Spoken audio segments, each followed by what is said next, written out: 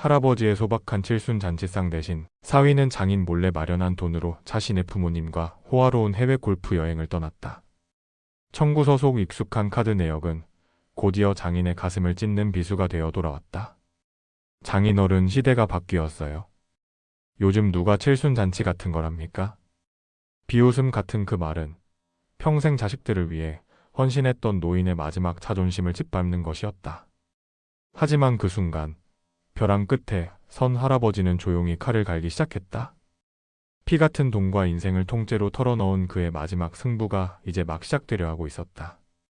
오늘 이야기에 대한 여러분의 솔직한 생각, 혹시 아쉬웠던 점이나 공감 가는 부분이 있다면 댓글로 자유롭게 남겨주세요. 여러분의 이야기가 다음 영상을 만드는 데 큰 힘이 됩니다. 구독과 좋아요, 그리고 알림 설정까지 잊지 마세요. 일막 황혼의 그림자. 김만복 할아버지, 올해로 70이 되었습니다. 강원도 작은 공장에서 평생을 쇠붙이 만지며 땀 흘려 일한 그는 오직 가족만을 위해 모든 것을 바쳤습니다. 세월의 흔적이 깊게 패인 그의 손마디는 그 누구보다도 성실하고 우직했던 그의 인생을 말없이 증명하는 듯 했습니다. 아내는 10여 년 전 먼저 세상을 떠났고 만복 할아버지는 이제 외동딸과 사위 그리고 손주들과 함께 살고 있었습니다. 낡았지만 정든 빌라 한 채가 그의 모든 재산이었죠. 그 빌라만큼은 어떤 일이 있어도 지켜내리라 다짐하며 살아온 터였습니다. 어느덧 만복 할아버지의 칠순이 다가오는 가을날, 창밖으로 붉게 물든 단풍이 피바람에 흩날리는 모습을 바라보며 그의 마음 한구석에 묘한 설렘이 피어올랐습니다. 다른 거창한 것을 바란 건 아니었습니다. 그저 소박한 밥상에 가족들이 모두 모여 앉아 아버님, 건강하게 오래 사세요 라는 따뜻한 한마디라도 건네주면 그것만으로도 충분할 것 같았습니다. 마치 어린아이처럼 두근거리는 마음으로 저녁 준비를 하던 만복. 할아버지는 거실에 앉아있는 딸과 사위를 흘끗 바라보았습니다. 딸 김지혜는 늘 그렇듯 소파에 앉아 조용히 뜨개질을 하고 있었고 사위 박도연은 핸드폰 삼매경에 빠져 있었습니다. 대기업 부장이라는 사위 박도연은 겉보기에는 번듯하고 능력 있는 남자였습니다. 하지만 만복 할아버지의 눈에는 그의 화려한 겉모습 뒤에 가려진 무언가가 가끔씩 비쳐 보였습니다. 늘 값비싼 명품 시계를 차고 주말이면 고급 승용차를 몰고 골프장으로 향하는 그의 모습은 평생을 검소하게 살아온 만복 할아버지의 눈에는 조금 과하게 비치곤 했습니다. 그날 저녁, 만복 할아버지는 평소보다 더욱 정성껏 반찬을 만들면서도 어떻게 칠순 이야기를 꺼내야 할지 속으로 수없이 고민했습니다. 설거지를 마치고 앞치마를 벗으며 조심스럽게 입을 열었습니다. 다음 주간에 칠순인데 우리 가족끼리라도 작은 자리 하나 해볼까? 딸 지혜는 아버지의 말에 고개를 들었지만 사위 도연은 여전히 핸드폰에서 시선을 떼지 않고 있었습니다. 잠시 정적이 흐른 뒤 도연이 무심한 듯 핸드폰을 내려놓으며 차가운 목소리로 말했습니다. 장인어른, 요즘 누가 칠순 잔치 같은 걸 합니까? 그리고 돈도 없는데 무슨 잔치를 해요? 그 순간 만복 할아버지의 가슴이 쿵 하고 내려앉는 것 같았습니다. 마치 한겨울 찬물을 머리부터 발끝까지 뒤집어 쓴 기분이었습니다. 도연의 표정에는 귀찮다는 기색이 역력했고 딸 지혜는 그저 고개를 숙인 채 아무 말도 하지 못했습니다. 아, 그래. 아무래도 그렇지? 만복 할아버지는 겉으로는 담담하게 대답했지만 속으로는 얼마나 서운했는지 모릅니다. 70평생을 살아오면서 이렇게 쓸쓸한 기분을 느껴본 적이 없었습니다. 옆집 최 노인도 자식들이 호텔에서 성대한 칠순 잔치를 해줬다는 이야기를 들었기에 그 서운함은 더욱 깊었습니다. 그날 밤 잠자리에 누워서도 도현의 싸늘한 말투가 귓가에 맴돌았습니다. 돈도 없는 데라고 말했지만 사실 만복 할아버지의 형편이 그렇게 어려운 것도 아니었습니다. 작은 연금과 평생 모아둔 예금으로 생활하는데 큰 무리는 없었습니다.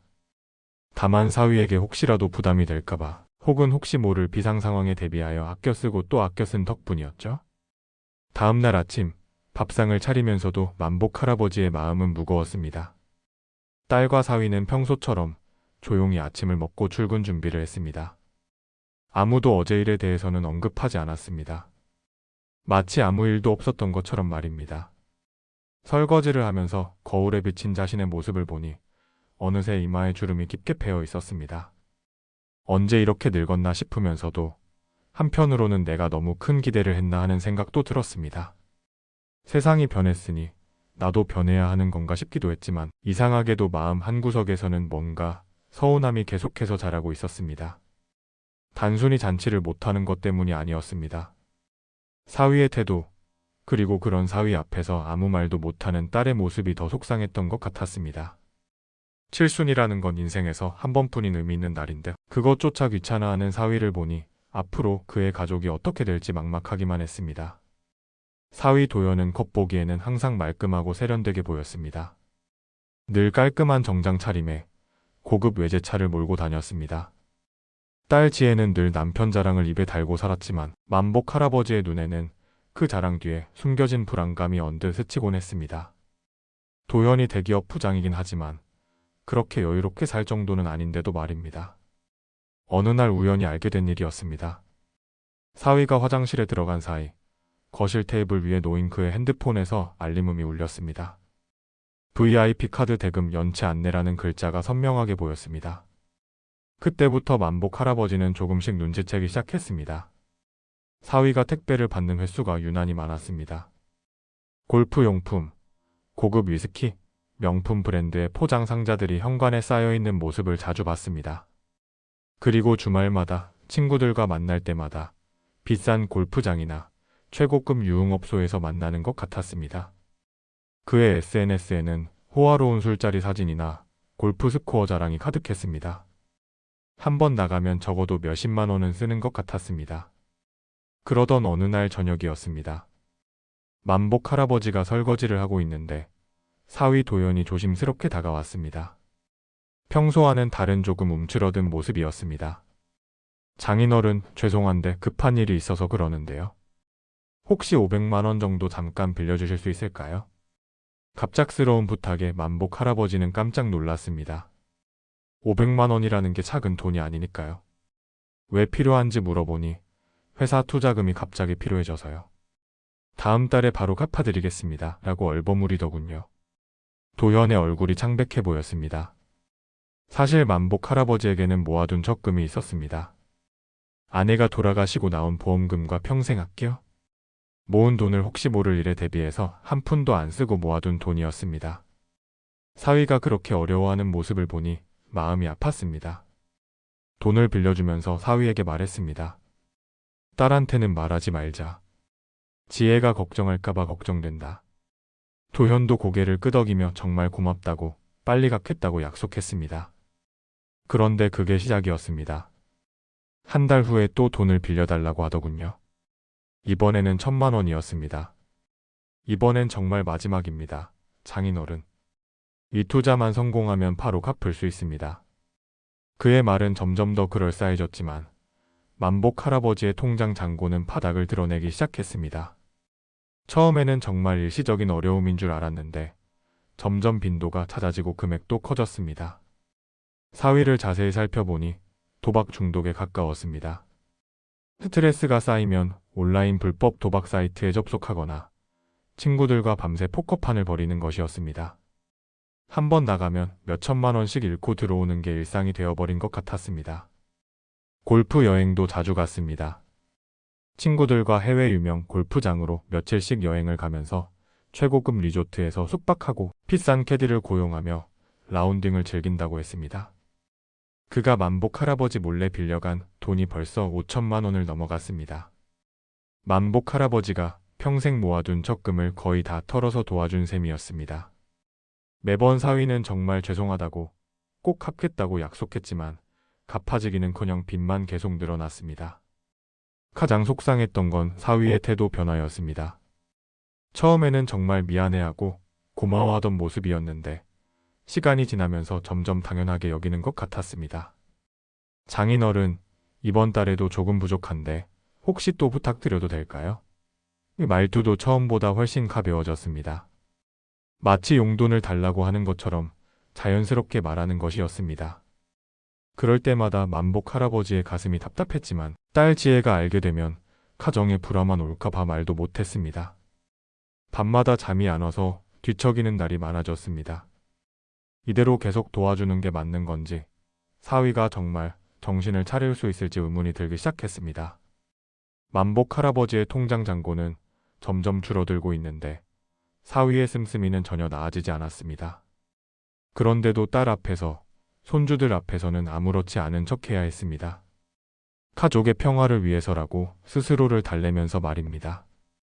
안타깝게도 운명이란 참 무서운 것 같았습니다. 만복 할아버지가 그렇게 조심스럽게 숨겨온 일들이 한순간에 무너져 내릴 줄은 꿈에도 몰랐거든요.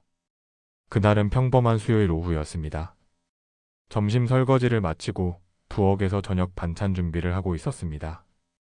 무와 배추를 손질하면서 오늘은 뭘 해먹을까 고민하고 있는데 거실에서 사위 도현의 목소리가 들렸습니다. 처음에는 별로 신경 쓰지 않았습니다.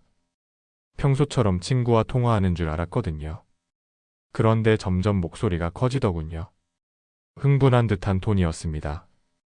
이번에 우리 아버지 칠순이라서 온 가족이 태국 푸켓으로 골프 여행 가기로 했다니까? 최고급 리조트에 전용 캐디까지 다 예약해놨지? 비행기표만 해도 한 사람당 300만 원 넘게 나왔어. 그 순간 만복 할아버지의 손에서 칼을 떨어뜨릴 뻔했습니다. 푸켓이라고요? 사위 도연이 계속 떠들어대는 소리가 그의 귀에 박혔습니다. 맞아, 닷새 동안 리조트에서 지낼 거야. 아버지가 워낙 해외 골프를 좋아하셔서 이번 기회에 제대로 모시고 가려고 해. 이런 기회가 언제 또 있겠어? 만복 할아버지는 그 자리에 굳어서 서 있었습니다. 귀를 의심했습니다. 분명히 들었습니다. 사위의 친정아버지 칠순에 온 가족이 푸켓으로 골프 여행을 간다는 이야기를요. 자신의 칠순에는 돈도 없는데 무슨 잔치냐고 해놓고서는 차가운 목소리로 요즘 누가 칠순잔치 같은 걸 하냐고 말했던 사위가 지금은 그렇게 확신이 나서 친정아버지 칠순 여행 이야기를 하고 있는 것이었습니다. 다리에 힘이 빠져 부엌 의자에 주저앉았습니다. 가슴이 쿵쾅쿵쾅 뛰어서 숨쉬기가 힘들 정도였습니다. 온몸이 부들부들 떨렸습니다. 사위의 통화는 계속됐습니다. 응, 지혜도 완전 좋아해. 장인어른도 평생 푸켓은 처음이라고 하시면서 벌써부터 설레신다고 하셔. 만복 할아버지는 싱크대에 기대서 눈물이 나오는 것을 참았습니다. 같은 칠순인데 이렇게 차이가 날 수 있단 말입니까?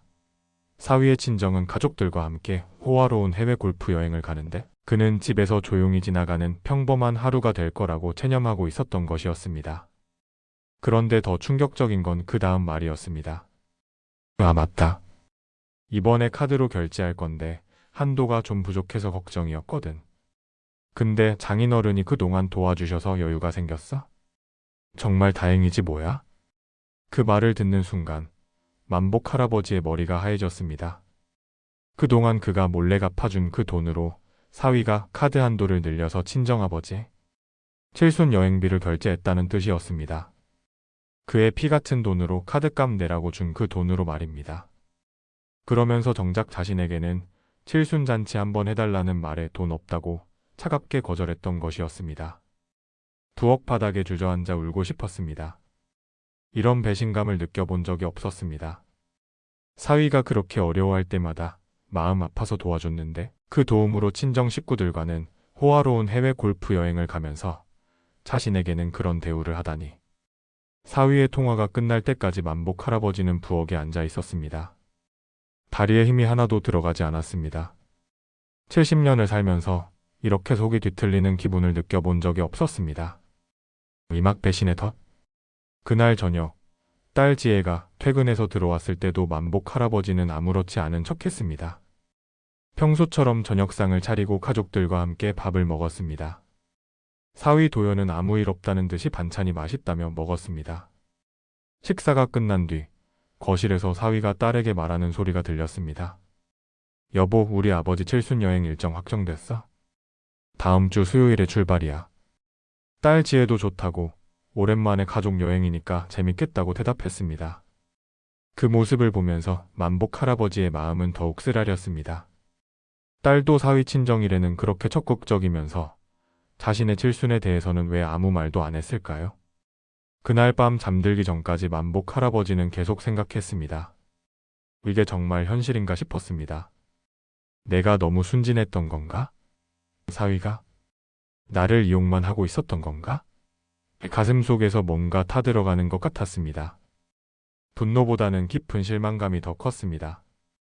가족이라고 생각했는데 결국 나는 그저 필요할 때만 이용당하는 존재였던 거네. 그 생각이 머릿속에서 떠나지 않아서 며칠 동안 제대로 잠을 잘 수가 없었습니다.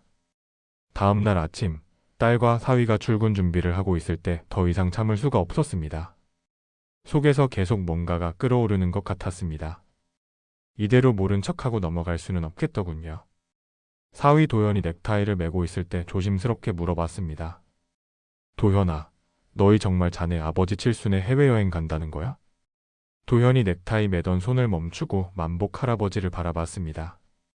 잠깐 당황하는 기색이 보였습니다. 그러더니 고개를 돌리며 대답했습니다. 그런 계획이 있긴 해요, 장인어른. 아버지 환갑 때부터 푸켓 골프 여행을 그렇게 가고 싶어 하셨거든요. 그 순간 가슴이 철렁 내려앉았습니다. 정말이었구나 싶었죠. 사위의 표정을 보니 뭔가 미안해하는 것 같기도 하고 어색해하는 것 같기도 했습니다. 그런데 돈은 어디서 나는 거니? 푸켓 골프 여행이면 얼마나 비싼데? 도연이 시선을 피하면서 머뭇거렸습니다. 한참을 망설이다가 작은 목소리로 말했습니다. 지혜가 아버지 칠순기념으로 자기가 카드로 결제했다고 하더라고요. 회사에서 보너스도 좀 나왔고? 그 말에 만복 할아버지의 온몸에 소름이 돋았습니다. 그 카드 빚을 자신이 몰래 갚아준 걸 딸은 물론 사위도 모르고 있는 것이었습니다. 사위가 딸에게도 거짓말을 하고 있었던 거죠. 눈앞이 캄캄해졌습니다. 만복 할아버지가 그동안 얼마나 바보같이 당하고 있었는지 깨달았습니다. 사위는 자신에게서 돈을 받아서 카드 빚을 정리하고 그걸로 카드 한도를 늘려서 친정 식구들과 호화로운 해외여행을 가는 것이었습니다. 딸 지혜는 아직도 상황을 제대로 파악하지 못하고 있었습니다. 그냥 남편이 카드를 좀 많이 써서 여행비가 마련됐다고 생각하고 있는 거죠. 만복 할아버지가 뒤에서 얼마나 많은 돈을 대신 갚아줬는지도 모르고 말입니다. 그날 하루 종일 만복 할아버지의 마음은 복잡했습니다. 화가 나면서도 한편으로는 딸이 불쌍하기도 했습니다. 자기 남편이 장인어른을 이용해서 돈을 뜯어내고 있다는 걸 모르고 있으니까요. 저녁에 사위 도연이 평소처럼 서재에 앉아서 태블릿 PC로 골프 관련 유튜브 영상을 보고 있더군요. 그 모습을 보니 더욱 화가 치밀었습니다. 만복 할아버지의 돈으로 친정 식구들과 호화 여행을 가면서 아무렇지도 않은 표정을 짓고 있는 것이었습니다. 사위 앞에서는 차마 따져 물을 용기가 나지 않았습니다. 괜히 집안 분위기만 험악해질 것 같았거든요. 그래서 그냥 속으로만 사겼습니다. 그런데 그날 밤 잠들기 전에 문득 든 생각이 있었습니다. 이대로 계속 당하고만 살 수는 없겠다는 생각이었습니다.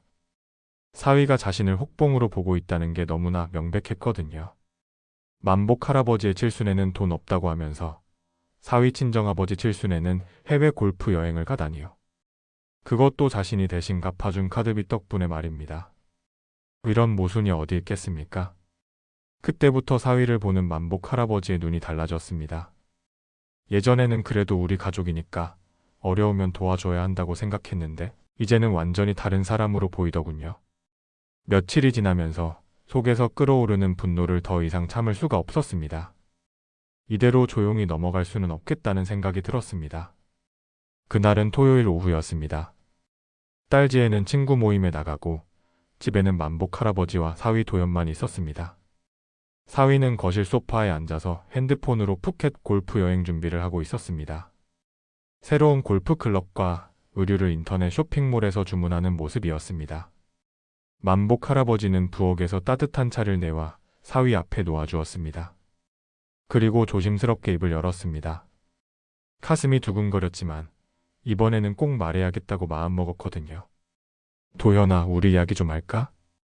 도현이 핸드폰에서 고개를 들어 만복 할아버지를 바라봤습니다. 뭔가 이상하다는 표정이었죠. 네? 장인어른 무슨 일이세요? 만복 할아버지는 깊게 숨을 쉬고 천천히 말했습니다. 자네 아버지 칠순에 해외 골프 여행 간다면서? 그런데 내 칠순에는 왜 돈 없다고 했니? 그 순간 도연의 표정이 살짝 굳어지는 걸 봤습니다. 잠깐 당황하는 기색을 보이더니 곧 평소의 뻔뻔한 표정으로 돌아왔습니다. 아, 그거요? 장인어른 상황이 다르잖아요. 저희 친정은 온 가족이 함께 가는 거고 아버지가 워낙 골프를 좋아하셔서요. 도현의 대답에 만복 할아버지는 더욱 화가 치밀었습니다. 상황이 다르다고? 똑같은 칠순인데 뭐가 다르다는 건가? 그럼 내가 여행을 싫어한다고 생각해서 그런 거야? 나도 칠순은 처음인데 뭔가 의미 있게 보내고 싶을 수도 있는 거 아니야?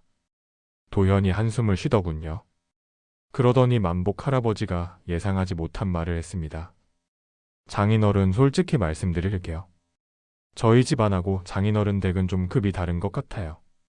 저희는 체면이 있잖아요. 그 말을 듣는 순간 만복 할아버지의 머리가 하얘졌습니다. 급이 다르다고? 체면이 있다고요?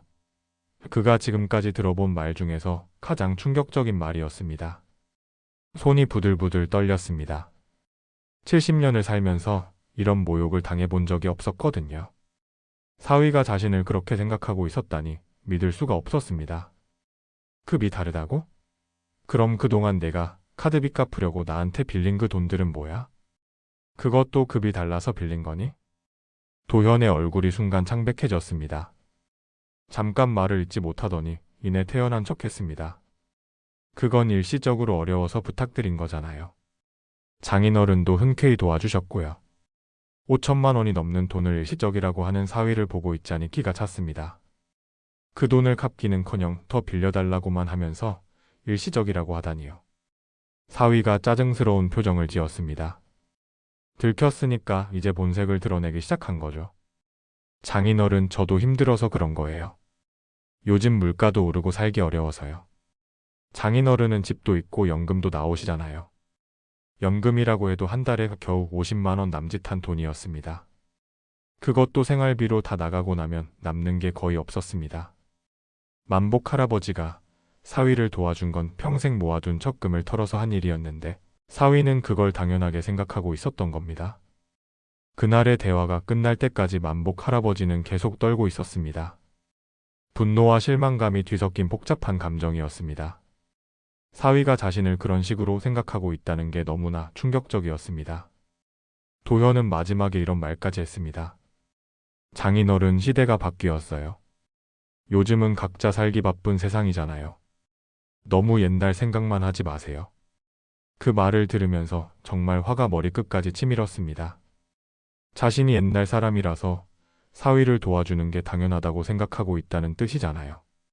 그날 밤 잠자리에 누워서도 사위의 말이 계속 맴돌았습니다. 급이 다르다는 말, 체면이 있다는 말, 그리고 각자 살기 바쁜 세상이라는 말까지. 모든 말이 만복 할아버지를 무시하는 내용이었습니다.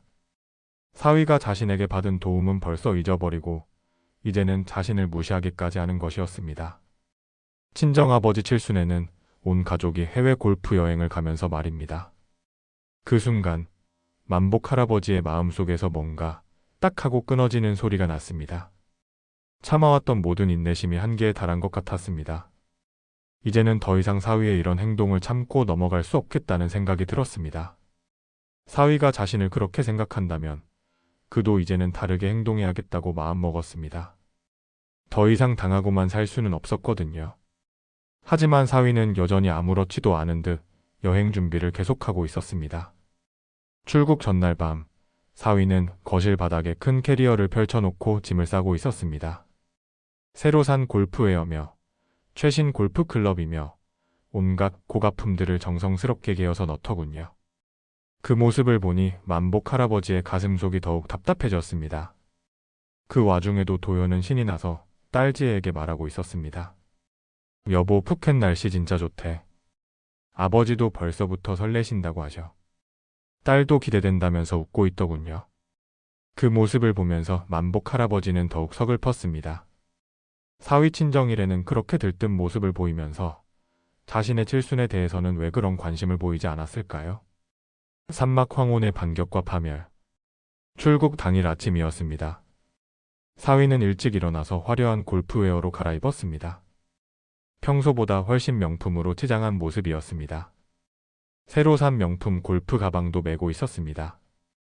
공항으로 가는 택시를 기다리면서 도현이 만복 할아버지에게 말했습니다.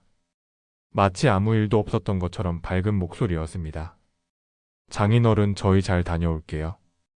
그 순간 만복 할아버지는 차갑게 바라볼 수밖에 없었습니다. 며칠 전에 자신에게 했던 모욕적인 말들이 아직도 생생하게 기억나는데 이렇게 태연하게 인사를 할 수 있다니. 딸 지혜도 여행 가방을 들고 나와서 말했습니다. 아버지, 저희 없는 동안 잘 지내고 계세요. 선물 사올게요. 잘 지내라고? 선물을 사온다고?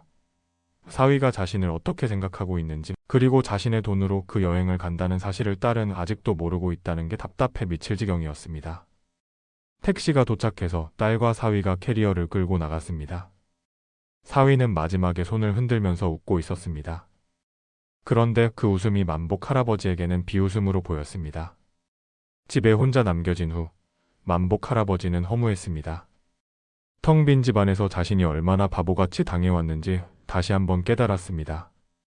그날 오후 사위가 카카오톡에 올린 여행 사진들이 도착했습니다. 공항에서 찍은 사진부터 시작해서 비행기 안에서 찍은 셀카까지 다양했습니다. 가장 어이없던 건 사위가 면세점에서 쇼핑하는 사진이었습니다. 명품 시계 매장에서 시계를 들고 포즈를 취한 사진 밑에는 이런 글이 적혀 있었습니다. 아버지 칠순 기념으로 온 가족이 명품 시계 하나씩? 이런 기회가 언제 또 있겠어요? 그 사진을 보는 순간 만복 할아버지의 피가 거꾸로 솟는 것 같았습니다. 면세점에서 명품을 사는 것도 모자라 온 가족이 선물을 하나씩 산다고 자랑하고 있는 것이었습니다. 그것도 그가 대신 갚아준 카드비 덕분에 말입니다. 저녁에는 푸켓 리조트에 도착한 사진들이 올라왔습니다. 푸른 바다를 배경으로 찍은 가족 사진에서 사위 도연은 환하게 웃고 있었습니다. 새로 산 고급 골프웨어를 입고 포즈를 취한 사진도 있었습니다. 사진 밑에 적힌 글을 보니 더욱 화가 났습니다. 아버지 칠순 기념으로 이런 천국 같은 곳에 와서 힐링하는 중. 역시 가족 여행이 최고. 가족 여행이 최고라고요? 애초에 나는 가족이 아니란 말이겠죠. 만복 할아버지의 칠순에는 가족 여행은커녕 집에서 조용히 보내라고 했으면서 사위 친정아버지 칠순에는 이런 호화 여행을 가다니. 그날 밤 잠을 제대로 잘 수가 없었습니다. 사위의 웃는 얼굴이 계속 떠올랐거든요.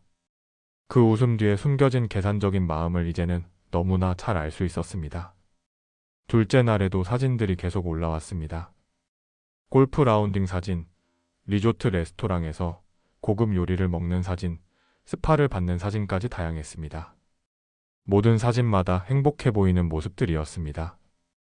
특히 사위가 리조트 바에서 비싼 위스키를 마시며 찍은 사진을 보니 정말 화가 치밀었습니다. 사진 밑에 적힌 글은 이랬거든요. 진짜 인생 골프? 이런 럭셔리한 경험은 처음. 럭셔리한 경험이라고요? 내 돈으로 하는 럭셔리한 경험 말인가요? 그러면서도 만복 할아버지가 칠순 잔치 한번 해달라고 했을 때는 돈 없다고? 차갑게 거절했던 사위가 지금은 그런 글을 쓰고 있는 것이었습니다. 그 모든 사진들을 보면서 만복 할아버지의 마음속에는 복수심이 자라나기 시작했습니다. 이대로 넘어갈 수는 없겠다는 생각이 점점 더 강해졌습니다. 사위가 푸켓에서 호화로운 시간을 보내는 동안 만복 할아버지는 집에서 혼자 계획을 세우고 있었습니다. 그동안 그가 너무 착하게만 살았나 봅니다. 사위가 어려워할 때마다 마음 아파서 도와줬는데 그 도움을 받으면서도 그를 무시하고 이용만 하다니요. 이제는 그가 변해야 할 때라는 생각이 들었습니다. 먼저 결심한 게 있었습니다. 더 이상 사위의 카드빚을 갚아주지 않겠다는 것이었습니다. 이미 5천만 원이 넘는 돈을 대신 갚아줬는데 사위는 그걸 당연하게 생각하면서 그에게는 급이 다르다는 모욕적인 말까지 했거든요. 그날 오후 만복 할아버지는 동네 법무사 사무소를 찾아갔습니다. 김영우 법무사는 그가 아는 지인의 소개로 만나게 된 분이었는데 상속이나 부동산 관련 일로 유명한 분이었습니다. 사무실에 들어가자 김 법무사가 반갑게 맞아주었습니다. 어르신, 어떤 일로 오셨나요? 편하게 말씀해 보세요. 만복 할아버지는 조금 망설이다가 솔직하게 털어놓았습니다. 선생님, 제가 사위 때문에 고민이 많아요. 그동안 사위가 어려워할 때마다 카드빚을 대신 갚아줬는데 이제는 저를 우습게 보는 것 같아요. 제 재산이 사위한테 한 푼도 넘어가지 않게 하고 싶은데 어떤 방법이 있을까요? 김 법무사가 고개를 끄덕이며 심각한 표정으로 들어주었습니다. 그러더니 차근차근 설명해주기 시작했습니다. 어르신 상황을 보니 주택연금 가입이 가장 확실한 방법일 것 같습니다. 주택을 담보로 매월 연금을 받는 제도인데 가입하시면 집이 주택금융공사 소유로 넘어가게 됩니다. 그러면 상속할 재산이 없어지는 거죠. 주택연금이라는 걸 처음 들어봤는데 김 법무사의 설명을 듣다 보니 만복 할아버지가 원하는 바로 그거였습니다. 그럼 제가 세상을 떠나면 이 집은 어떻게 되는 건가요? 한국주택금융공사에서 집을 처분해서 그동안 지급한 연금을 정산하게 됩니다. 남은 돈이 있으면 상속인에게 주지만 보통은 거의 남지 않아요. 그리고 무엇보다 중요한 건 가입, 즉 시집 소유권이 이전되기 때문에 사위가 나중에 어떤 시도를 해도 소용없다는 점입니다. 그 말을 듣는 순간 만복 할아버지의 가슴이 뻥 뚫리는 기분이었습니다. 이거야말로 사위에게 제대로 된 교훈을 줄 수 있는 방법이었거든요. 김 법무사가 계속 설명해 주었습니다. 다만 한 가지 주의하실 점은 가족들의 동의 없이 진행하시면 나중에 갈등이 생길 수 있다는 거예요. 그래도 어르신 명의 재산이니까 어르신이 결정하실 권리가 있습니다. 사위가 자신에게 그동안 어떻게 했는데 동의 따위는 구할 필요가 없었습니다. 만복 할아버지는 단호하게 대답했습니다. 선생님, 제 결심은 확고해요. 사위가 저를 호구로 보고 이용만 하는데 왜 제가 그런 사람을 위해서 재산을 남겨둬야 하나요? 김 법무사가 그의 의지가 확고한 걸 보고는 필요한 서류들을 설명해 주었습니다. 등기부 등본, 신분증, 인감도장 등을 준비하라고 하더군요. 다음날 아침 일찍 필요한 서류들을 모두 챙겨서 주택금융공사로 찾아갔습니다. 주택금융공사 직원이 서류를 검토하면서 말했습니다. 어르신, 이 집 시세가 꽤 나가네요. 월 연금액도 상당할 것 같은데 정말 진행하시겠어요? 한번 가입하면 되돌리기 어려워요. 네, 진행하겠어요. 더 이상 망설일 이유가 없어요. 그렇게 해서 주택연금 가입 신청을 완료했습니다. 며칠 후 주택금융공사에서 집 감정평가를 위해 직원이 나왔고 일주일 만에 모든 절차가 끝났습니다. 계약서에 서명하는 순간 정말 시원한 기분이었습니다. 이제 사위가 아무리 계산을 해봐도 그의 집은 절대 손에 넣을 수 없게 된 거니까요. 공사 직원이 마지막에 설명해 주었습니다. 어르신, 이제부터 매달 일정 금액이 통장으로 입금됩니다. 그리고 이 집은 공사 소유가 되었으니까 누구도 임의로 처분할 수 없어요. 집에 돌아와서 거실에 앉아 있으니 기분이 정말 묘했습니다. 겉보기에는 똑같은 집이지만 이제는 완전히 다른 의미가 된 것이었습니다. 그날 저녁 혼자 저녁을 먹으면서 중얼거렸습니다. 박서방, 이제 자네 카드 빚은 자네가 알아서 갚아라. 그리고 내 집 상속받을 생각은 아예 접어라. 사위가 푸켓에서 보내온 사진들을 다시 보니 이제는 화가 나지 않더군요. 오히려 불쌍하다는 생각이 들었습니다. 아직도 자기가 얼마나 큰 실수를 했는지 모르고 있으니까 말입니다. 이제 사위가 여행에서 돌아와서 현실을 마주하게 될 때가 기다려졌습니다. 만복 할아버지가 더 이상 호구가 아니라는 걸 제대로 보여줄 기회가 온 거니까요. 사위가 여행에서 돌아오기 전까지 만복 할아버지는 완벽하게 준비를 끝내고 싶었습니다. 주택연금 가입 절차가 끝난 다음 날, 그는 본사로 직접 가서 최종 서류를 확인했습니다. 서류를 받아보니 정말 실감이 나더군요. 이 작은 종이 한 장으로 사위의 계산이 완전히 틀어진 것이었습니다. 담당 직원인 박민수 과장이 친절하게 설명해 주었습니다. 어르신, 이제부터 매월 25일에 연금 입금될 예정입니다.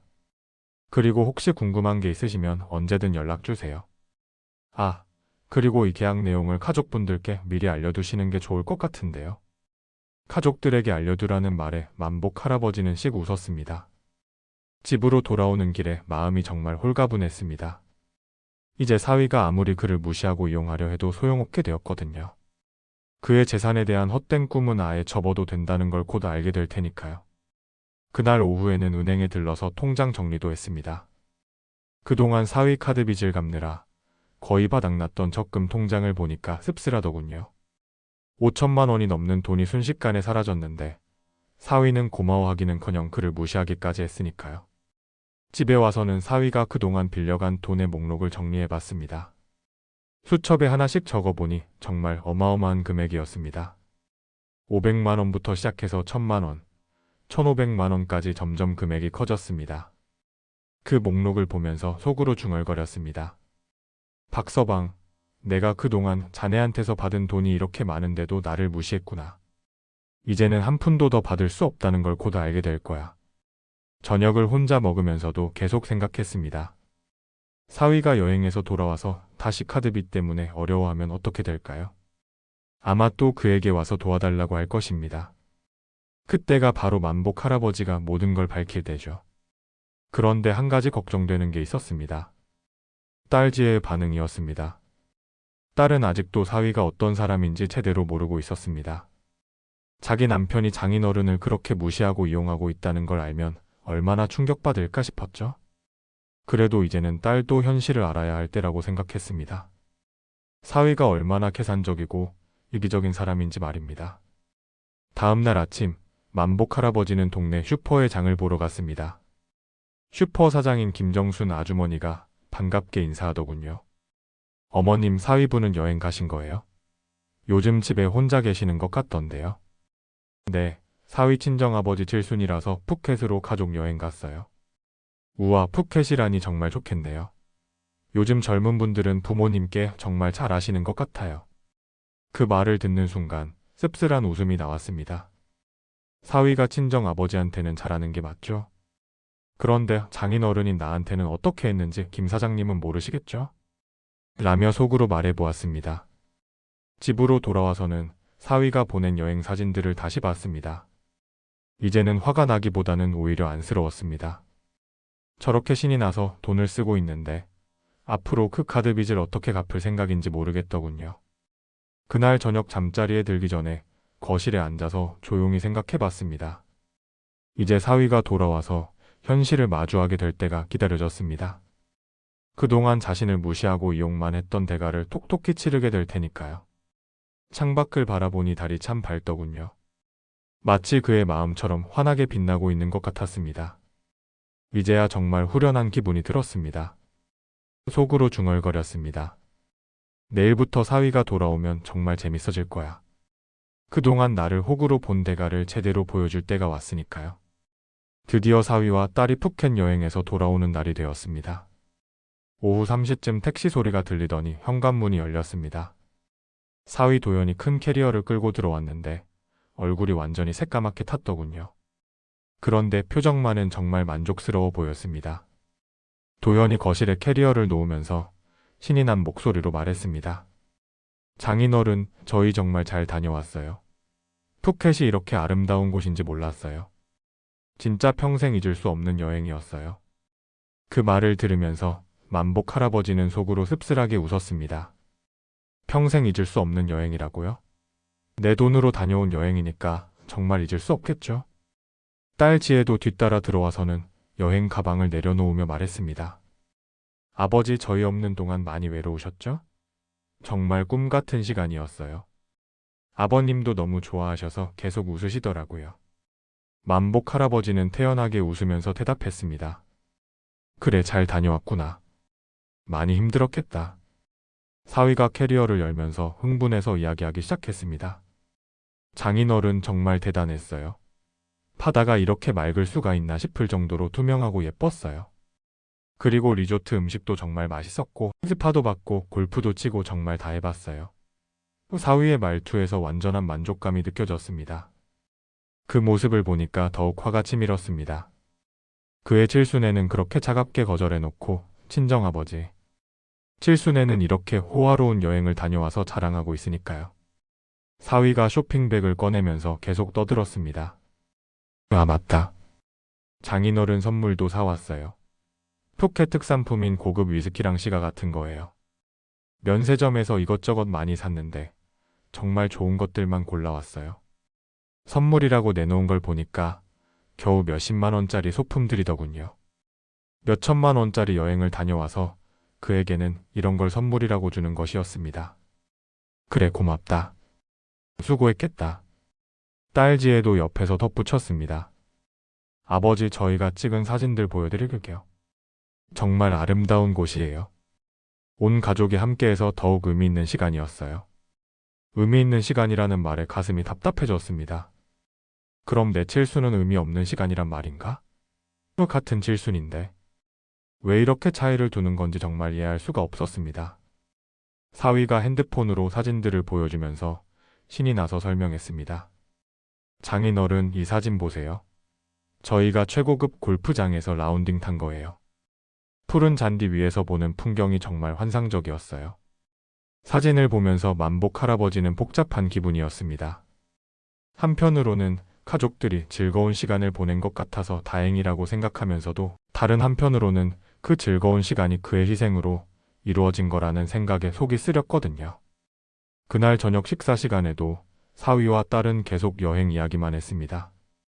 푸켓의 음식이 어땠다, 날씨가 어땠다 하면서 끝없이 떠들어댔습니다. 만복 할아버지는 그 모든 이야기를 들으면서 속으로 계속 생각했습니다. 이제 사위가 현실로 돌아와서 카드 청구서를 받아보면 어떤 반응을 보일까? 분명히 또 나한테 와서 도와달라고 할 텐데 그때가 바로 내가 준비해둔 걸 보여줄 때지? 사위는 아직도 자기가 얼마나 큰 실수를 했는지 모르고 있었습니다. 자신을 무시하고 이용만 해도 계속 도와줄 거라고 생각하고 있는 거죠. 이제 곧 현실을 마주하게 될 텐데 말입니다. 사위가 여행에서 돌아온 지 일주일이 지났을 때였습니다. 그때까지도 도연은 여전히 푸켓 이야기만 하고 있었습니다. 그런데 어느 날 오후 사위의 표정이 갑자기 어두워지더군요. 핸드폰을 보면서 얼굴이 하얗게 질리는 모습이 보였습니다. 아마 카드 청구서가 나온 모양이었습니다. 도연이 당황한 목소리로 혼잣말을 하더군요. 어떻게 이렇게 많이 나왔지? 계산이 안 맞는데. 만복 할아버지는 부엌에서 설거지를 하면서 그 모습을 지켜봤습니다. 드디어 현실을 마주하는 순간이 온 거죠. 그동안 그의 돈으로 카드빚을 갚아서 한도를 늘렸는데 이제는 그 한도를 다 써버리고 더 이상 갚을 돈이 없다는 걸 깨달은 것이었습니다. 며칠 후 저녁 식사 시간에 사위가 조심스럽게 말을 꺼냈습니다. 장인어른, 죄송한데 이번 달 카드 청구 금액이 좀 많이 나왔어요. 여행하면서 예상보다 많이 쓴 것 같아요. 혹시 또 도와주실 수 있을까요? 그 말만을 기다리고 있었습니다.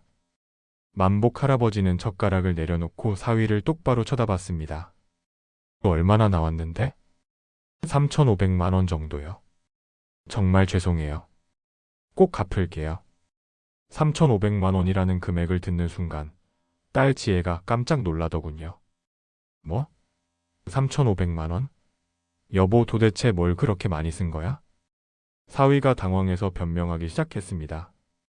여행비랑 골프용품 쇼핑한 것들, 그리고 리조트에서 이것저것 생각보다 많이 나왔어요. 만복 할아버지는 그때 결심했습니다. 이제 모든 걸 털어놓을 때가 된 거라고 말입니다. 더 이상 숨길 이유도 없고 사위에게 현실을 제대로 보여줄 때가 왔다고 생각했거든요. 지혜야, 도연아, 너희 둘 다 이리 와. 내가 중요한 이야기를 할 게 있어. 두 사람이 그를 바라봤습니다. 딸은 뭔가 심각한 분위기를 느꼈는지 긴장한 표정이었고 사위는 혹시 또 도와준다는 이야기인가 하는 기대 섞인 표정이었습니다. 만복 할아버지는 천천히 입을 열었습니다. 우선 박서방, 자네가 그동안 나한테 빌린 돈이 얼마인지 알고 있니? 정확히 5,400만 원이야. 자네가 카드빚을 갚아야 한다고 해서 내가 평생 모아둔 적금을 다 털어서 준 돈이지. 딸 지혜가 깜짝 놀라면서 소리쳤습니다. 아버지, 그게 무슨 말씀이세요? 여보가 아버지한테 그렇게 많은 돈을 빌렸다고요? 사위 도연의 얼굴이 새하얗게 변했습니다. 자신이 딸에게 거짓말을 하고 있었다는 게 들통난 거죠. 만복 할아버지는 계속 말했습니다. 그래, 지혜야. 잘난 내 남편은 그동안 나한테 몰래 와서 카드빚 갚아달라고 계속 돈을 빌려갔어. 처음에는 500만 원, 그 다음에는 1,000만 원. 점점 금액이 커져서 마지막에는 한 번에 2,000만 원까지 빌려간 적도 있어. 딸 지혜가 사위를 바라보며 따져 물었습니다. 여보, 이게 정말이야? 아버지한테 그렇게 많은 돈을 빌렸으면서 나한테는 왜 말 안 했어? 사위가 변명하려고 했습니다. 여보, 당신한테 걱정 끼치기 싫어서 그리고 곧 갚을 수 있을 줄 알았어. 갚을 수 있을 줄 알았다고요? 만복 할아버지는 냉소적으로 웃었습니다. 갚을 수 있을 줄 알았다면서 왜 계속 더 빌려갔어? 그리고 내 칠순에는 돈 없다고 하면서 자네 친정아버지 칠순에는 푸켓 골프 여행을 가는 게 맞는 거야? 그것도 내 돈으로 말이야. 사위가 할 말을 잃고 있을 때 만복 할아버지는 가장 중요한 폭탄을 던졌습니다. 그리고 너희 둘 다 잘 들어라. 내가 이미 이 집을 주택연금에 가입시켰어. 이제 이 집은 내 것이 아니다. 딸과 사위가 동시에 놀란 표정을 지었습니다.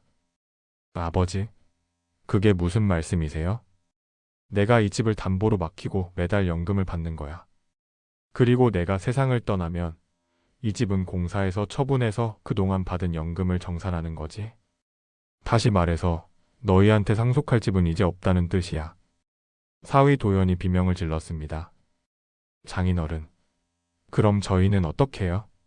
이 집이 없으면 어디서 살아요? 그때 만복 할아버지는 단호하게 말했습니다. 그건 너희가 알아서 해. 그리고 박서방, 너 이제부터 자네 카드 빚은 절대 도와주지 않을 거야. 그동안 내가 호구였다고 생각했겠지만 이제는 아니야. 사위가 울먹이는 소리로 말했습니다. 장인어른, 제가 잘못했어요. 다시 기회를 주세요. 정말 정신 차리고 살게요. 만복 할아버지는 그 말에 차갑게 대답했습니다. 기회? 이미 수없이 많은 기회를 줬는데 자네가 어떻게 했어? 나를 무시하고 이용만 했잖아. 이젠 너무 늦었다. 당장 이 집에서 나가. 그날 밤 집안이 완전히 뒤바뀌었습니다. 그동안 숨겨왔던 모든 진실이 드러나면서 모든 게 달라진 것이었습니다. 이제야 사위가 자신의 행동에 대한 대가를 치르게 된 것이었습니다. 그날 밤부터 집안 분위기가 완전히 바뀌었습니다. 사위 도연은 계속 울면서 용서해달라고 빌었고 딸 지혜는 충격에서 벗어나지 못하고 있었습니다. 다음 날 아침 사위 도연이 빨간 눈으로 만복 할아버지에게 와서 무릎을 꿇고 말했습니다. 장인어른, 정말 잘못했어요. 제가 너무 철없이 행동했어요. 다시 한 번만 기회를 주세요. 이제 정말 달라질게요. 카드도 다 끊고 절약해서 살게요. 그 모습을 보니까 한편으로는 안쓰럽긴 했습니다. 그래도 만복 할아버지는 마음을 바꿀 수는 없었습니다. 이미 선을 넘은 일이 너무 많았거든요. 왜 이미 늦었어? 그동안 자네가 나한테 어떻게 했는지 잊었니? 급이 다르다, 체면이 있다고 했던 말들 말이야. 사위가 더욱 울면서 대답했습니다. 그때는 제가 정말 잘못 생각했어요. 스트레스 받고 화가 나서 말도 안 되는 소리를 한 거예요. 장인어른이 그동안 얼마나 도와주셨는데 제가 그런 말을 했겠어요. 딸 지혜도 옆에서 만복 할아버지를 설득하려고 했습니다. 아버지 여보도 반성하고 있으니까 한 번만 더 봐주세요. 저도 앞으로 더 잘 관리할게요. 만복 할아버지는 단호하게 고개를 저었습니다. 이미 결정한 일이었거든요. 안 돼. 이미 주택연금 계약도 끝났고 내 마음도 정해졌어? 너희는 이제 나가서 독립해서 살아야 해. 그날부터 딸과 사위는 급하게 새로운 집을 구하기 시작했습니다. 그런데 문제가 하나둘씩 드러나기 시작했습니다. 사위의 카드빚이 워낙 많아서 전세 대출을 받을 수가 없었던 겁니다. 일주일 후 사위가 절망적인 표정으로 말했습니다. 장인어른, 저희가 갈 곳이 없어요. 은행에서 대출도 안 해주고 전세금도 마련할 수가 없어요. 제 신용도가 너무 낮아져서 아무것도 할 수가 없어요. 그때서야 사위 도연이 자신의 상황이 얼마나 심각한지 깨달은 것 같았습니다. 그동안 만복 할아버지에게 기대서 카드빚을 갚아왔는데 이제는 그것도 불가능해진 거죠. 딸 지혜도 회사에서 돈을 빌려보려고 했는데 쉽지 않았습니다. 결국 사위 친정에 도움을 요청하게 되었습니다. 며칠 후 사위가 울면서 돌아왔습니다. 저희 엄마 아빠한테 사정했는데 절대 안 도와준다고 해요. 그동안 푸켓 여행으로도 돈을 많이 썼는데 이제 와서 또 도와달라고 하니까 화를 내시면서 자기들도 힘들다고 하세요. 만복 할아버지는 그 말을 들으면서 씁쓸하게 웃었습니다. 사위 친정에서도 결국 등을 돌린 것이었습니다. 좋을 때만 함께하고 어려울 때는 모른 척하는 거죠.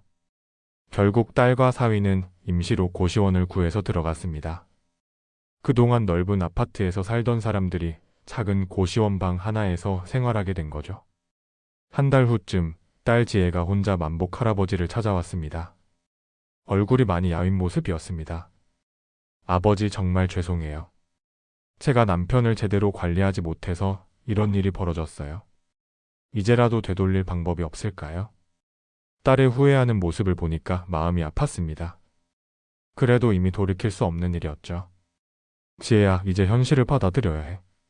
내 남편이 어떤 사람인지 이제 알았잖아. 앞으로는 내가 책임지고 살아가야 해. 딸이 고개를 끄덕이면서 말했습니다.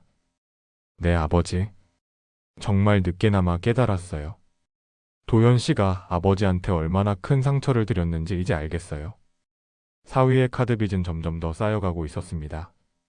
최저 생계비도 겨우 마련할 정도로 어려워졌다고 들었습니다. 그동안 명품과 호화로운 생활에 익숙했던 사위가 이제는 마트에서 할인 상품만 골라서 사는 신세가 되더군요. 친구들한테도 연락이 끊겼다고 합니다. 그동안 비싼 곳에서만 만나던 친구들이 사위 사정을 알고 나서는 만나주지 않는다는 겁니다. 만복 할아버지는 그 소식들을 들으면서 복잡한 기분이었습니다. 한편으로는 사위가 대가를 치르고 있다는 생각에 속이 시원하기도 했고, 다른 한편으로는 딸까지 고생하고 있다는 게 마음 아프기도 했습니다. 그래도 그의 결정을 후회하지는 않았습니다. 이제야 사위가 현실을 제대로 보게 된 거니까요. 그로부터 6개월이 지났습니다. 그동안 참 많은 일들이 있었습니다. 어느 가을 오후, 창가에 앉아서 단풍이 물드는 모습을 바라보고 있는데 마음이 정말 평온했습니다. 주택연금 덕분에 매달 연금도 받고 있고, 무엇보다 더 이상 사위 때문에 스트레스 받지 않아도 되니까 이렇게 여유로운 기분이 드는 거겠죠? 매달 25일에 통장으로 들어오는 연금을 보면서 속으로 중얼거렸습니다. 정말 잘한 선택이었구나. 이제 내 노후는 안정적이고 사위한테 휘둘리지도 않아. 그때 현관벨이 울렸습니다. 문을 열어보니 딸 지혜가 서 있었습니다. 몇 달 만에 보는 모습인데 많이 야위어 보였습니다. 그래도 예전보다는 표정이 의젓해 보였습니다. 아버지 안녕하세요. 오랜만에 인사드리러 왔어요. 그래, 들어와. 많이 힘들었지? 딸이 거실에 앉으면서 깊은 한숨을 쉬었습니다. 그러더니 차근차근 그동안의 이야기를 들려주기 시작했습니다. 아버지, 그동안 정말 많은 일이 있었어요. 도현 씨 카드빚 때문에 개인회생 신청을 했어요. 변호사 비용도 만만치 않았고 법정에서 채권자들 앞에 서는 것도 정말 힘들었어요. 개인회생이라는 말을 듣고 만복 할아버지는 놀랐습니다. 사위 상황이 그 정도까지 심각했던 건가요? 딸이 계속 말했습니다. 도현 씨가 처음에는 받아들이지 못하겠다고 계속 울었어요. 그런데 더 이상 버틸 수가 없더라고요. 신용카드 회사에서는 계속 독촉하고 이자는 눈덩이처럼 불어나고 결국 법정 관리를 받는 수밖에 없었어요. 만복 할아버지는 그 말을 들으면서 복잡한 기분이었습니다. 한편으로는 사위가 자업자득이라는 생각이 들었고, 다른 한편으로는 딸까지 고생시킨 게 미안했거든요. 딸이 더 충격적인 이야기를 해줬습니다. 그리고 아버지, 도현 씨 친정에서도 완전히 연락을 끊었어요. 푸켓 여행 갈 때는 그렇게 좋아하더니 이제 와서 도움 요청하니까 아예 문도 열어주지 않더라고요. 어머님이 글쎄 뭐라고 하신 줄 아세요? 어떤 말씀을 하셨는데? 우리도 이제 너희와는 상관없이 살겠다. 우리도 우리 앞가림하기 힘들다. 앞으로는 연락하지 말라고 하셨어요. 그 말을 듣는 순간 만복 할아버지는 정말 기가 막혔습니다. 사위 친정도 결국 이기적인 사람들이었던 것이었습니다. 좋을 때만 함께하고 어려울 때는 모른 척하는 것이었습니다. 딸이 눈물을 글썽이면서 말했습니다. 아버지, 이제야 정말 깨달았어요. 도현 씨가 아버지한테 얼마나 큰 잘못을 했는지, 그리고 제가 얼마나 바보같이 살았는지 말이에요. 아버지가 그동안 얼마나 많은 걸 희생하셨는데 저희는 그걸 당연하게 여겼어요. 딸의 후회하는 모습을 보니까 마음이 좀 누그러졌습니다. 그래도 늦게나마 깨달은 게 다행이었죠. 지혜야, 이제라도 정신 차린 게 다행이야. 앞으로는 정말 현실적으로 살아야 해. 네, 아버지. 이제 도현 씨도 완전히 달라졌어요. 예전에 명품만 찾던 사람이 이제는 마트에서 할인 상품만 골라서 사요. 외식도 전혀 안 하고 집에서 라면 끓여 먹는 게 일상이 되었어요. 그 이야기를 들으면서 묘한 만족감을 느꼈습니다. 사위가 드디어 현실을 제대로 보게 된 거니까요. 딸이 마지막에 이런 말을 했습니다. 아버지 정말 죄송해요. 그리고 아버지가 하신 선택이 옳았다는 걸 이제 깨달았어요. 만약 아버지가 계속 도와주셨다면 도현 씨는 절대 정신을 차리지 못했을 거예요. 딸이 돌아간 후 만복 할아버지는 다시 창가에 앉았습니다. 해가 저물어가는 모습을 바라보면서 지난 일들을 되돌아봤습니다. 정말 통쾌했습니다. 그동안 자신을 무시하고 이용만 했던 사위가 결국 제대로 된 대가를 치르게 된 거니까요. 그의 칠수는 무시하면서 친정아버지 칠순에는 푸켓 골프 여행을 갔던 그 대가를 톡톡히 받은 거죠. 사위는 이제 개인회생으로 몇 년 동안 법정 관리를 받으면서 살아야 합니다. 그동안 사치와 허영에 빠져서 살던 대가를 제대로 치르는 거죠. 친정에서도 연락을 끊었으니까 이제는 정말로 혼자 힘으로 살아가야 합니다. 만복 할아버지는 창밖을 바라보면서 미소를 지었습니다. 박서방 이제 알겠니? 사람을 함부로 대하면 안 되는 거야. 특히 도움을 주는 사람을 무시하고 이용만 하면 결국 이렇게 되는 거야. 그리고 자신에게도 말해주었습니다. 이제는 정말 당당하게 그의 노후를 즐기면서 살 수 있게 되었다고 말입니다. 주택연금 덕분에 경제적으로도 안정되었고 무엇보다 더 이상 누구한테도 휘둘리지 않고 그의 의지대로 살 수 있게 되었습니다. 이런 통쾌한 기분을 느껴본 적이 없었습니다. 지금 그의 마음은 정말 시원하고 평온합니다. 이제야 진정한 그의 인생을 살고 있다는 기분입니다. 황혼의 삶, 묵묵히 버텨온 인내의 시간이 선사한 깊은 깨달음은 그에게 진정한 자유와 평화를 안겨주었습니다. 오늘 이야기에 대한 여러분의 솔직한 생각, 혹시 아쉬웠던 점이나 공감 가는 부분이 있다면 댓글로 자유롭게 남겨주세요. 여러분의 이야기가 다음 영상을 만드는 데 큰 힘이 됩니다. 구독과 좋아요, 그리고 알림 설정까지 잊지 마세요.